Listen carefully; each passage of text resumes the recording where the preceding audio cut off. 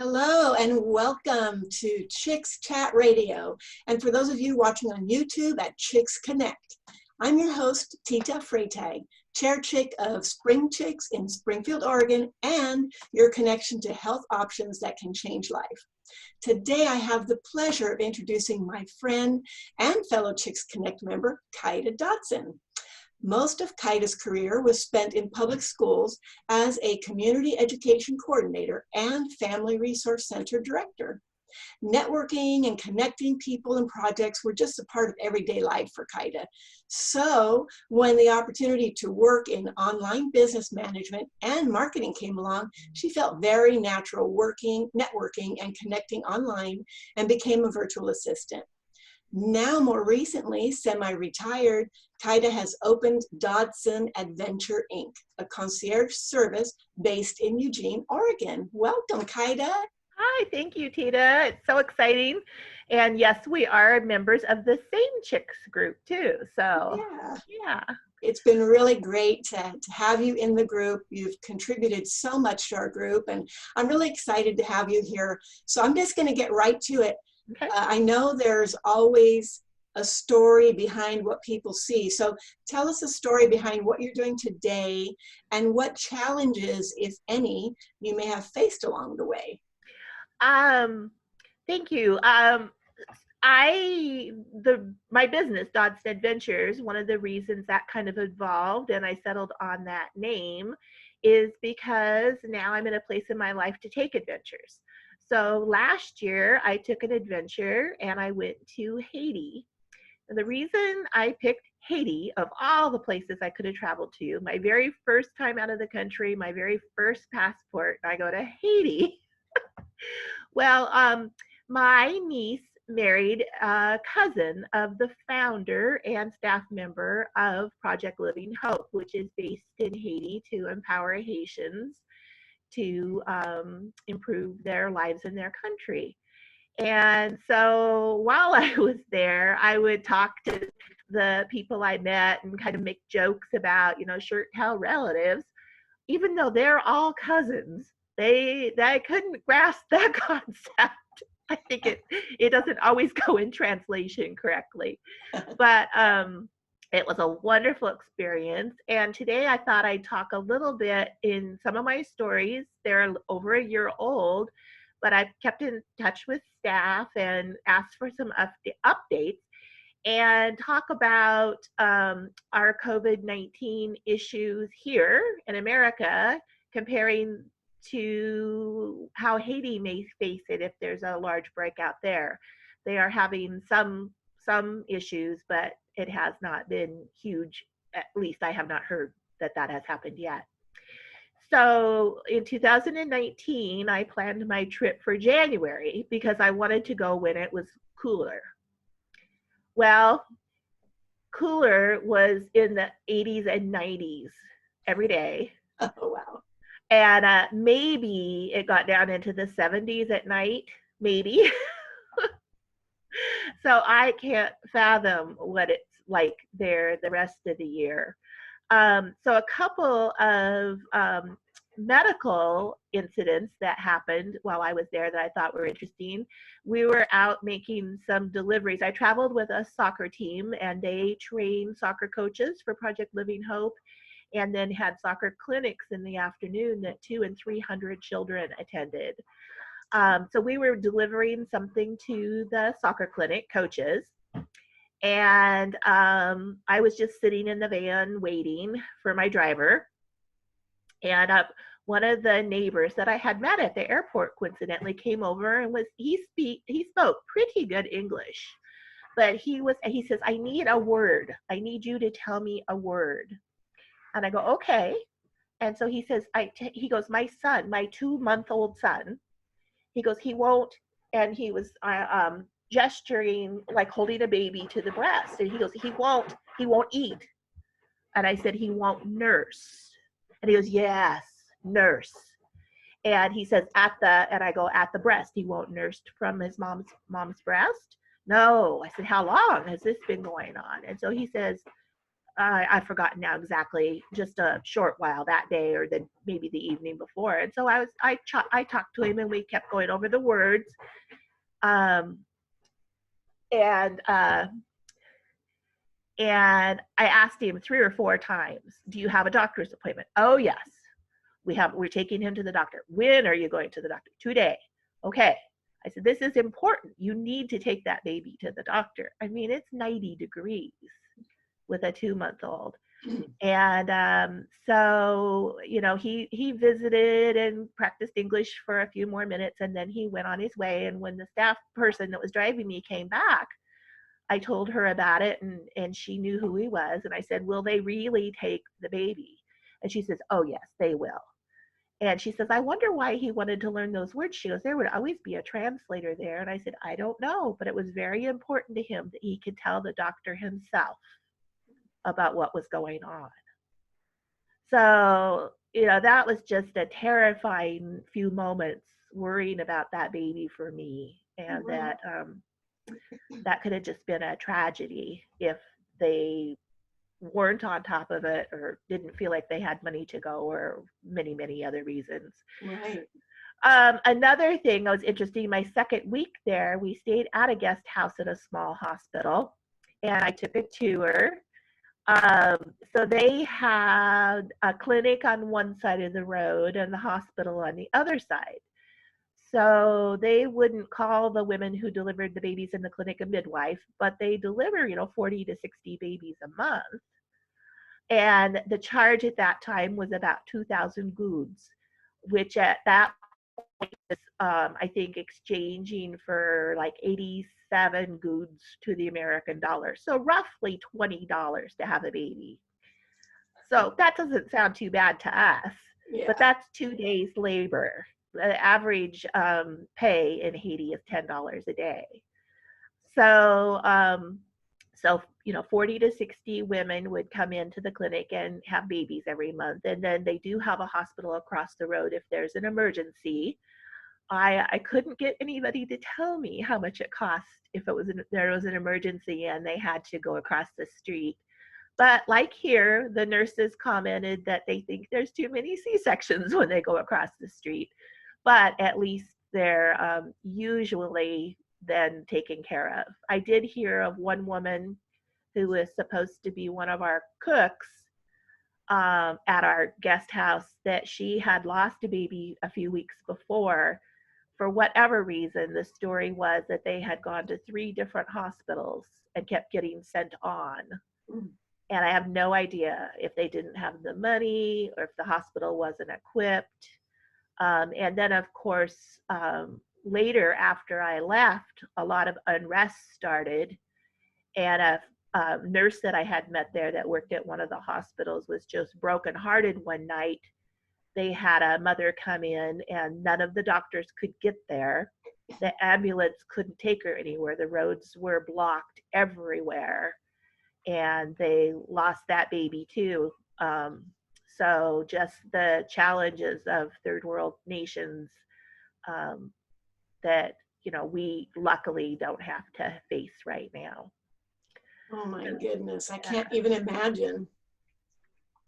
Well, so you mentioned the COVID-19. I don't know, you're probably going to get to that, but I'm curious about, they have like plans in place and probably they have already assessed their needs. Well, they have no testing equipment, no real equipment.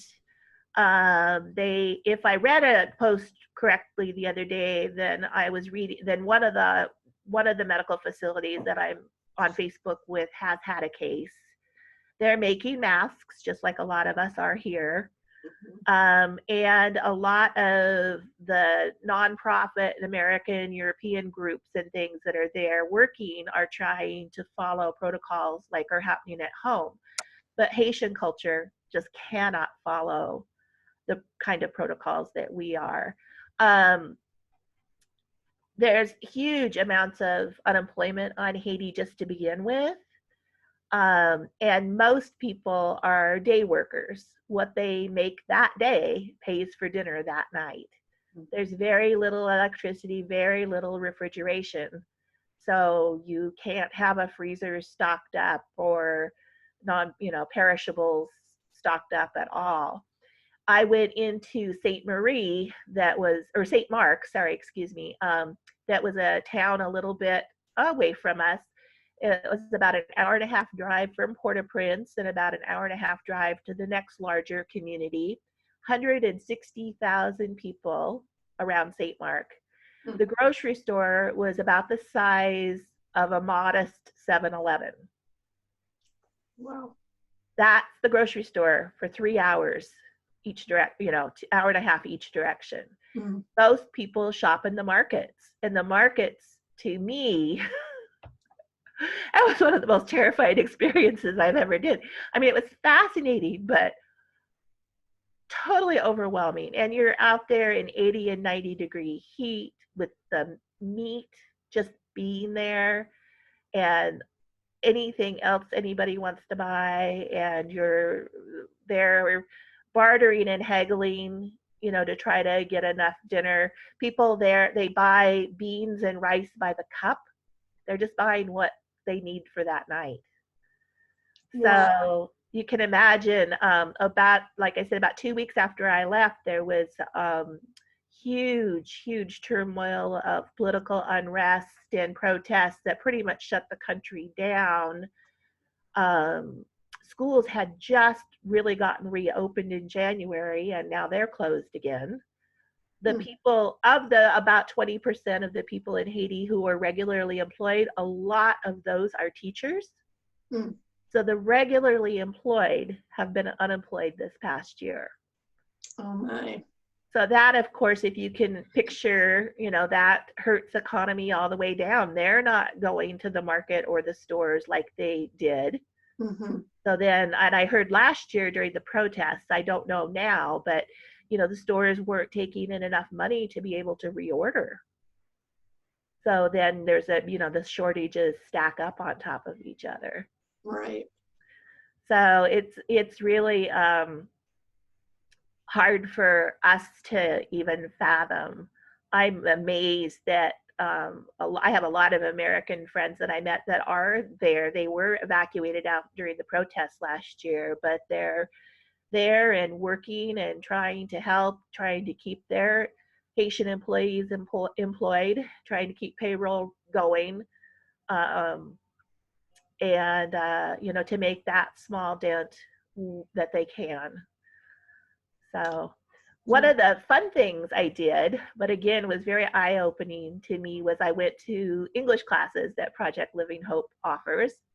And because English speaking and being able to translate English is a very powerful job asset. You can become a teacher or interpreter, and several of the people in the advanced English class were teachers. So they would teach all day and then come to the English class. I laughed about one of them taught English, and I thought, well, just one lesson plan ahead of the kids. That's all you have to stay. So we were offering just an extra chance to practice English one day. The concept didn't translate quite like we had thought. We had invited people to come in, one or two at a time and bring a topic they wanted to practice or play a game or, do something where we could visit. Well, everybody showed up at once, which was fine. So, and we were I was a few minutes late. So the class had kind of started already, and they had some things written up on the board they were trying to discuss. And then I came in. And so after we did some introductions and things, I said, okay, who has a question? And one of the gentlemen who is a teacher had raised his hand, and he says, oh, me. And I said, okay. He said his question was, how do we solve the problems of the world? I'm kind of like, oh my gosh. And then they had been writing the questions up on the board. So he goes, write it on the board. So we wrote the question up and tried to make sure everybody in the class understood it. And then we talked about it a little bit. Of course, we didn't solve the problems of the world, but we talked about it. So we went on a few more questions, and the same student finally later, I called on him again. And this time his question was, how do you find true love? I said, oh my God, you're killing me. So again, write it on the board. We wrote it on the board and we talked about it. You know, the churchgoers would say, go to church. The athletes would say, you know, go to soccer matches. You know, it was, you know, we just this kind of the same old conversation everybody has about how do you meet somebody, but it was really fun. But and then often the same question would get asked. Again, I don't think the English was always good enough that they may have realized the question was already asked or what, but they would often say, what do you enjoy about Haiti? And so my pat answer was, oh, the people, the food, and the air conditioning in the van. So, but anyway, so it was quite an amazing experience and adventure. I've been thinking about I think I want to go back someday. Yeah. I think I want to stay a little longer, but I'm definitely going during the winter. Again, it might be 80 or 90, but it's got to be better than August. But you know, it is hard for me to think about them possibly facing what's happening with the situation with COVID-19 and everything. Again, schools were just open again.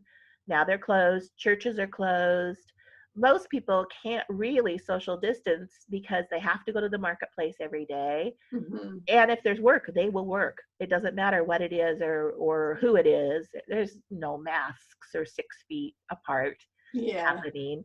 You know, there's limited tests and information. And the worldwide shutdown and all of the protests last year caused huge effects with the economy as tourists aren't going and haven't really been for a year. You don't really think about vacation in Haiti, but there are some beautiful places. Some are very set up for Americans, and so they're a little more expensive, but there's all kinds of different levels, and it believe me, it will be an adventure I will never forget.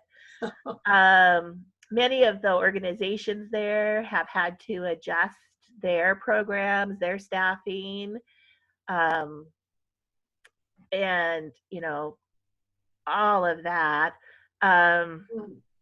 But as the staff member I was talking to before this presentation, she was mentioning, she goes, Haitians are resilient. Our COVID-19 event is kind of like what they face almost every day.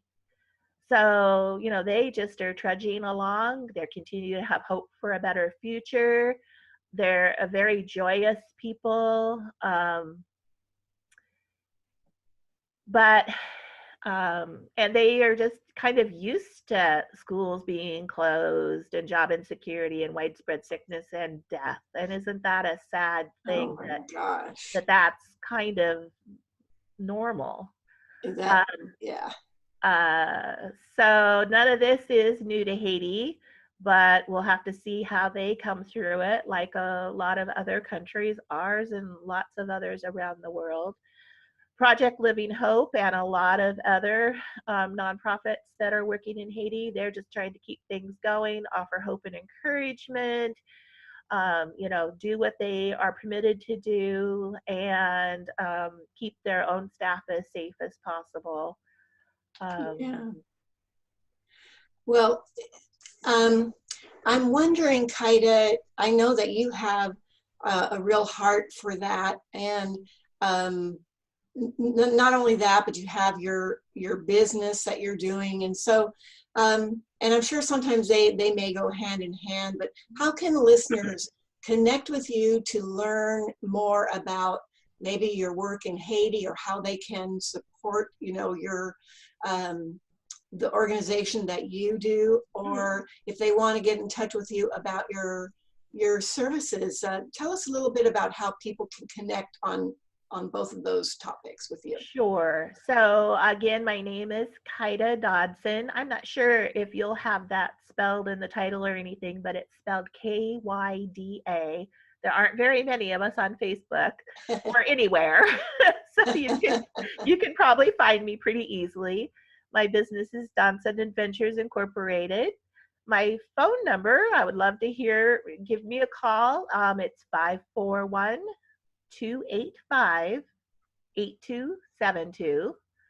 Or my email is my first and last name, kydadodson@gmail.com. And if you would like to reach Project Living Hope, again, my niece is married to the cousins of the founders, so I know them all really well. We have family parties together all the time, and they're a lovely family and have just such a heart for Haiti. It's Project Living Hope. Their website is www.pl. Oh, I thought it was PLH, but I have down here in my notes plhope.org, or if you Google Project Living Hope, I know that will take you to them. They encourage visitors. I'll tell you, it was a hoot and a half to travel with the soccer team. That was really fun. They have other teams. I would love to go with the parenting team someday, but they go in a hot season. But I think that would be very interesting to talk with parents and see what's being presented. I mean, parenting, it's got to just be a whole, even though we have a lot of the same values, it's got to be just a whole nother realm of trying to parent in a third world nation. Right. Gosh, well, thank you, Kyda, so much for being with us today. We will put those links or the information that you want to share with people. We can put that in the podcast. Right. We'll put that in the YouTube description for this show today. And I just appreciate you spending your time with us. This has been really enlightening. It's important to hear about what's happening in other countries, and also to support our fellow Chicks Connect members. And I just really appreciate you. And thank you for our listeners for spending some time with us today. This has been an episode of Chicks Chat Radio. Be sure to check out Chicks Connect. It's a mastermind support network. It's a wonderful organization. You can learn more about Chicks Connect at bit.ly/meet-your-tribe. I'm your host, Tita Freytag, Chair Chick, and your connection to health options that change life.